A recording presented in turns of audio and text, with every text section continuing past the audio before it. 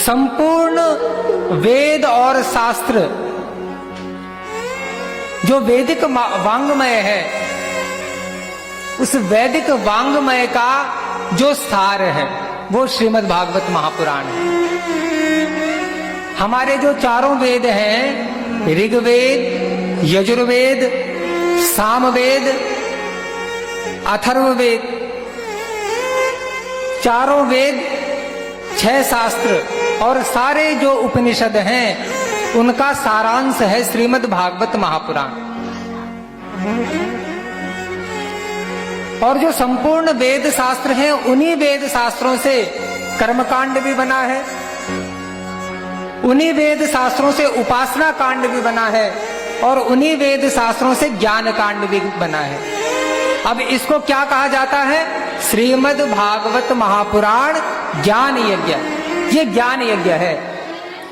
तो कर्मकांड क्या है भाई? प्रातः काल में आप लोगों ने अपने घर में जो वेदियां बनाई, जो भगवान का स्थापन आदि बनाया, स्थापन आदि जो आपने बनाया, वह स्थापन आदि बनाना जो विधि विभाग है उसके अंतर्गत आता है। और विधि विभाग का मतलब हो गया कर्मकांड। अब उसके बाद जो पंडित जी ब्राह्मणों के द्वारा जो वैदिक मंत्रों का पाठ हुआ, जो पंचोपचार से उपासना पूजा आदि हुई, वह आता है उपासना कांड के अंतर्गत। और अब जो आप ये 3 घंटे की 3 बजे से लेकर के 6 बजे तक भगवान की दिव्य कथाओं का जो श्रवण करेंगे, ये आता है ज्ञान कांड के अंतर्गत। मैंने कहने का अभिप्राय आपसे यह है कि श्रीमद् भागवत महापुराण कर्मकांड भी है, श्रीमद् भागवत महापुराण उपासना कांड भी है और श्रीमद् भागवत महापुराण ज्ञान कांड भी है। अब जब आप भागवत की तरफ दृष्टि डालेंगे, कल से आप श्रीमद् भागवत की प्रथम स्कंद से कथाएं सुनेंगे। तो प्रथम स्कंद से लेकर के 9वें स्कंद तक कर्म विभाग है। अनेकों राजा हुए, उन राजाओं के द्वारा अनेकों कर्म किए गए। 9वें स्कंद में तो ईशानु कथा आती है, बड़े बड़े प्रतापी राजाओं की कथा आती है। ये कर्म विभाग है। और फिर 9वें स्कंद तक कर्म विभाग के बाद जब आप 10वें स्कंद में प्रवेश करते हैं, तो 10वां स्कंद क्या है? ये भगवान का उपासना विभाग है। 10वें स्कंद में फिर भगवान का प्राकट्य हो जाता है।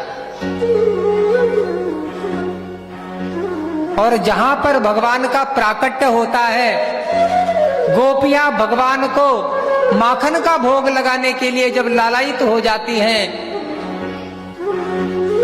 तो ये उपासना विभाग है।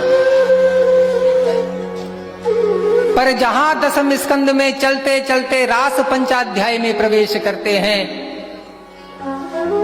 और गोपियों का जहां पर महारास का प्राकट्य होता है और जहां गोविंद गोपियों से अदृश्य होते हैं, वहीं पर समझना आपकी उपासना सफल हो गई। कर्मकांड जो है वो दूध है, उपासना कांड मक्खन है, क्योंकि 10वें स्कंद में भगवान की माखन लीला का वर्णन है। और जहां रास पंचाध्याय आते आते भगवान को प्राप्त कर लिया गोपियों ने, पर जो ही भगवान एक क्षण के लिए अदृश्य होते हैं तो समझ लेना ये माखन पिघलने लगा। और फिर गोपियां विरह में गाती हैं,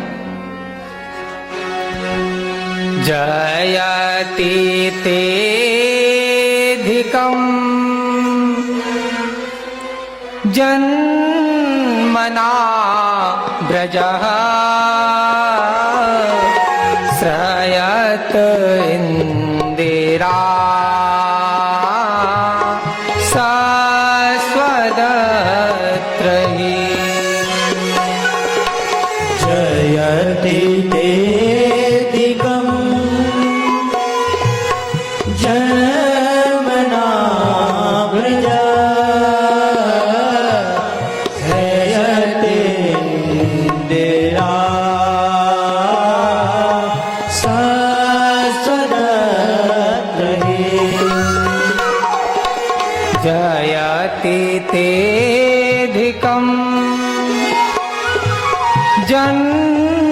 यमुना व्रजः श्रयत इंदिरा सस्वदत्र ही। जहां गोपियां भगवान को पाने के लिए जब इतनी लालायित हो जाएं कि भगवान के बिना एक पल भी न रह सके, तो समझना अब हमारे उपासना रूपी कर्म रूपी जो दूध है वो माखन बन गया और माखन पिघलने लगा। और फिर एकादश स्कंद में भगवान की ज्ञान चर्चा आती है